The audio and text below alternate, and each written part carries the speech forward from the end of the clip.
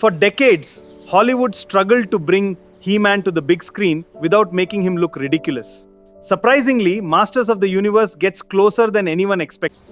The film follows Prince Adam, played by Nicholas Galitzine, as he returns to Eternia to face Skeletor and reclaim his destiny as He-Man.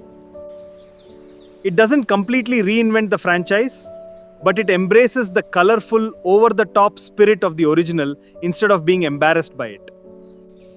The movie's secret weapon is Skeletor. Jared Leto goes all in on the character's theatrical madness, and every scene becomes more entertaining when he's on screen. Nicholas Galitzine handles this role better than many fans anticipated, bringing both physical presence and vulnerability to the character, who could have become a walking action figure. Visually, Eternia looks impressive. The world feels larger than life, filled with strange creatures, glowing castles, and cosmic fantasy. The film understands that Masters of the Universe works best when it balances epic fantasy with a bit of camp. The action sequences are energetic, even if they don't break new ground. They are still very fun to watch. Some critics felt the movie couldn't decide whether it wanted to be a sincere fantasy epic or a self-aware comedy. Where the film stumbles is its storytelling.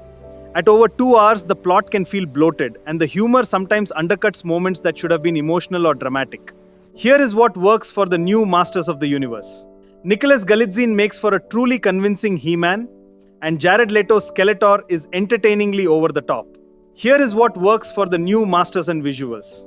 Respectful to longtime fans while remaining accessible to newcomers, and Jared film truly makes the franchise feel cinematic. Final verdict. Masters of the Universe isn't the next Lord of the Rings, but it's far better than most people expected. From a He-Man movie, it's a fun fantasy blockbuster. Now for what doesn't work as well in the film. The movie suffers from a bit of an uneven tone. It also has an overlong runtime. While some jokes land, others definitely don't. I'm giving this movie a 3.5 out of 5 stars. If you grew up with He-Man, this feels like it has enough heart and spectacle to keep you entertained.